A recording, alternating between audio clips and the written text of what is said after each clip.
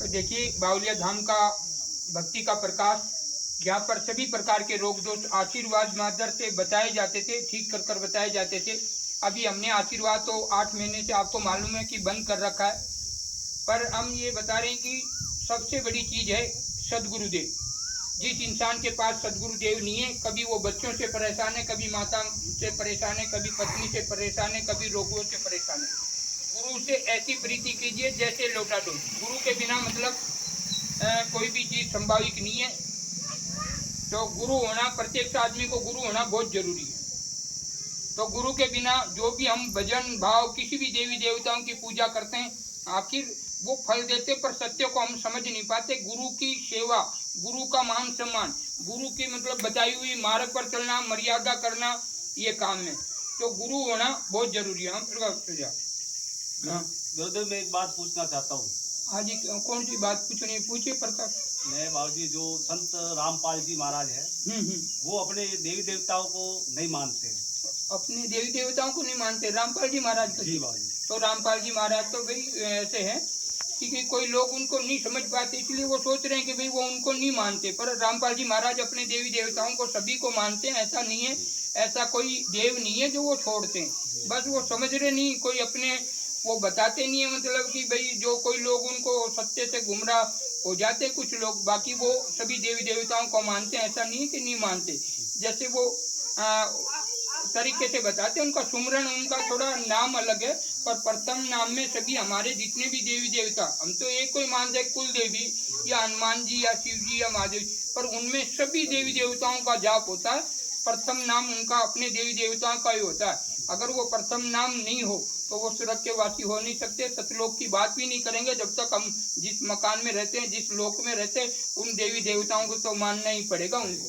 तो ये जो कोई लोग कह रहे हो कि ये चीजें ये नहीं मानते, तो इस वीडियो में आपको बता रहा हूँ कि वो सभी देवी देवताओं को मानते हैं।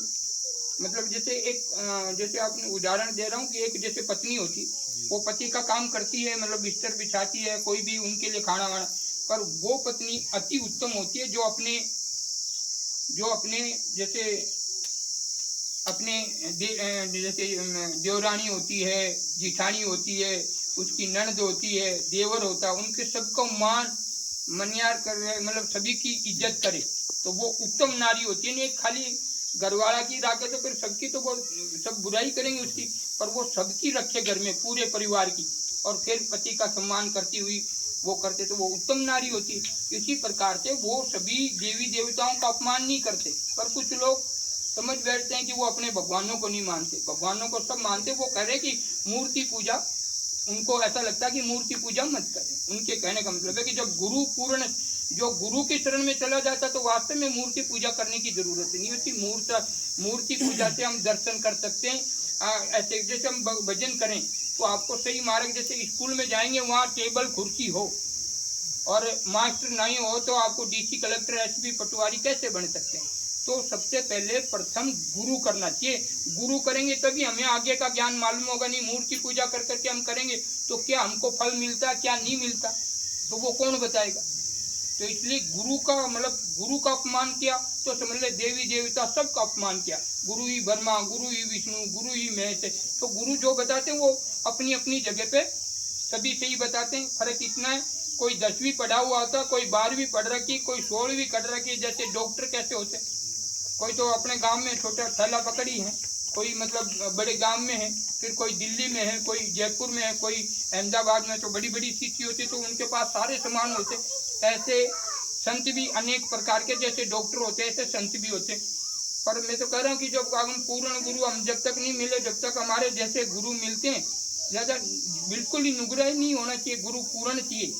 पूर्ण के बिना तो ये व्यर्थ है, ये जो पूजा पाठ दान धर्म भंडारा ये किया हुआ व्यर्थ है। पूर्ण गुरु चाहिए। तो ऐसे बहुत कम गुरु हैं जो वास्तव में उस शिष्य को बढ़ा दे और उस परमात्मा से मिला दे।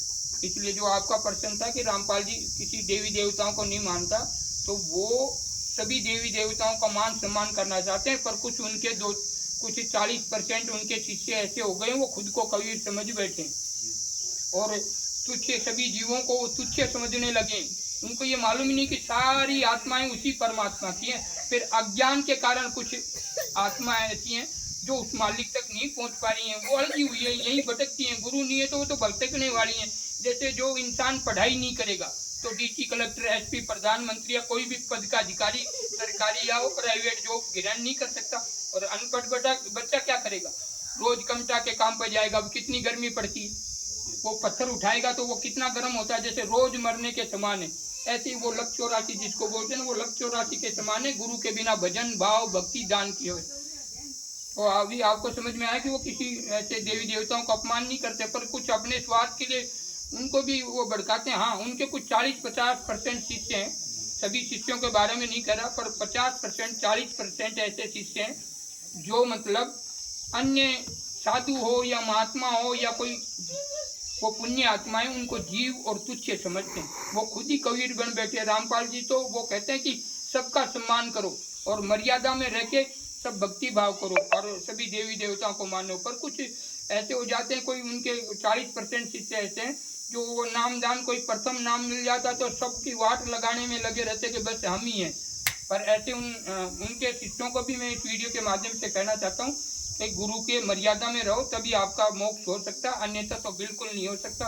गुरु के मर्यादा उल्लंघन, गुरु का अगर अपमान किया या गुरु के बताए हुए वचनों का खंडन किया तो आप सतलोक तो जा ही नहीं सकते, ये पक्की बात है। तो इस वीडियो के माध्यम से आपको मालूम पड़ा, वो अपने देवी देवताओं के, इन लोगों के देवी देवताओं को जिस घर में रहेंगे तो भाड़ा तो देना ही पड़ेगा। तो ये हमारे इस देव में 33 कोटि देव हैं, 33 कोटि देव हैं, उनका तो वो मान सम्मान करना ही पड़ेगा सभी को। हाँ, तो वो कोई ऐसे जो अफवाह उड़ाते हैं वो भी गलत है। इस वीडियो के माध्यम से कह रहा हूँ कि अपने देवी देवताओं को सभी को मानते, सभी का मान करते, पर वो एक ईश्वर का नाम लेते, वो सदगुरु परमात्मा, पूर्ण परमात्मा का नाम। बोलो श्यावती, बोलो सदगुरु देव।